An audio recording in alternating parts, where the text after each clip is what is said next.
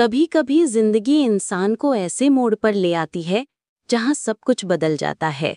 वो मोड़ न उम्र देखता है न हालात, बस अचानक से सामने आ जाता है और इंसान की पूरी किस्मत बदल देता है। इसी मोड़ पर आ पहुंचे थे बुजुर्ग मौलवी साहब।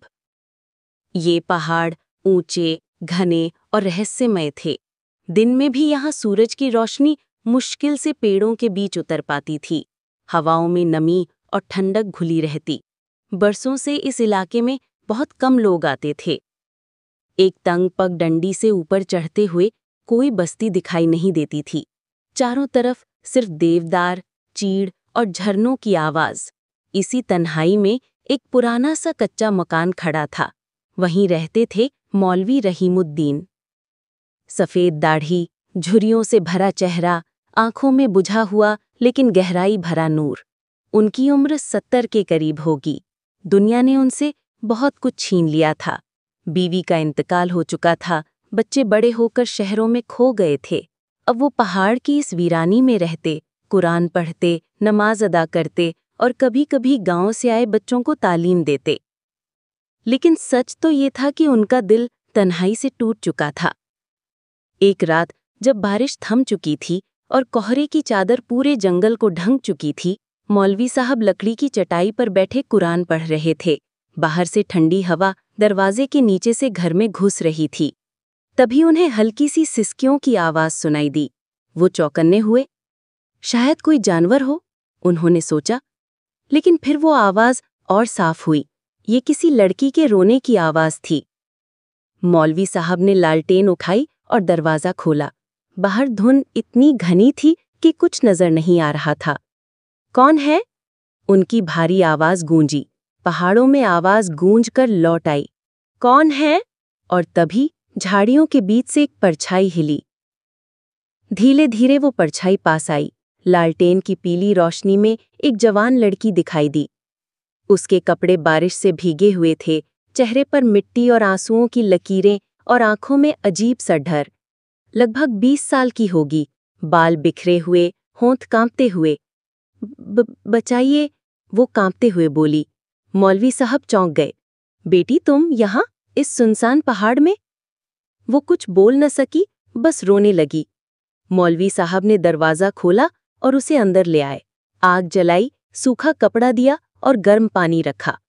लड़की कांपते कांपते कोने में बैठ गई।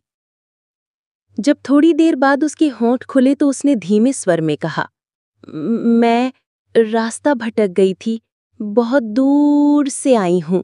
मौलवी साहब ने गहरी नजर से उसे देखा।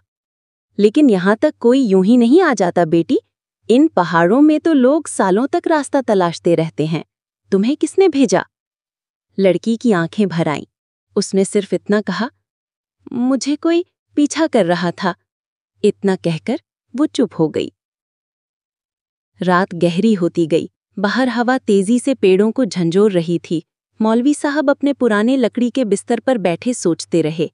ये लड़की कौन है, कहाँ से आई और किसका पीछा कर रही थी? उनके दिल में अजीब सा खटका था। आखिर उम्र और तजुर्बे ने उन्हें सिखाया था कि पहाड़ों में अचानक से कोई अजनबी मिलना कभी भी साधारण बात नहीं होती। लड़की कोने में सो चुकी थी, लेकिन उसकी सांसों में बेचैनी साफ थी। रात के तीसरे पहर मौलवी साहब की आंख लग गई। उन्होंने देखा वही लड़की, लेकिन उसके चारों तरफ काला धुंधला अकड़। वो मदद मांग रही थी और पीछे से किसी की डरावनी हंसी गूंज रही थी। काले साए उसके चारों तरफ घूम रहे थे। मौलवी चीख कर उठ बैठे। दिल जोर जोर से धड़क रहा था। उन्होंने देखा लड़की अभी भी सो रही थी, लेकिन अजीब बात ये थी कि उसके होठों पर हल्की सी मुस्कान थी।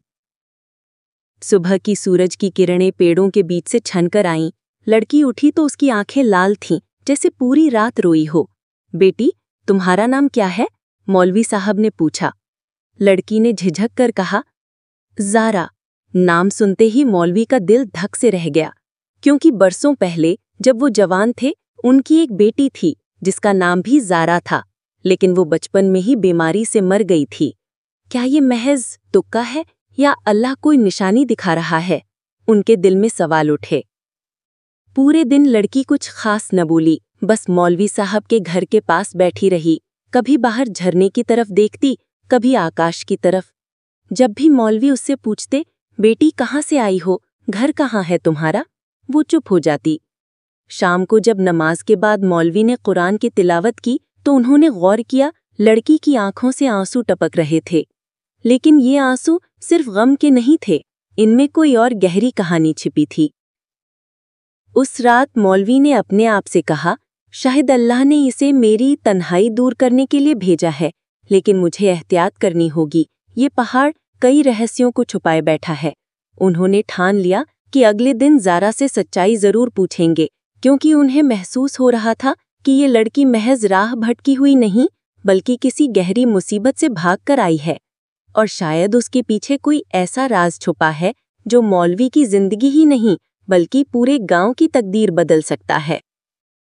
पहाड़ों में वो रात एक नई कहानी की शुरुआत थी, एक बूढ़े मौलवी और एक खोई हुई जवान लड़की की मुलाकात, जो आने वाले दिनों में रहस्य, डर और अनकही सच्चाइयों का पर्दा उठाने वाली थी।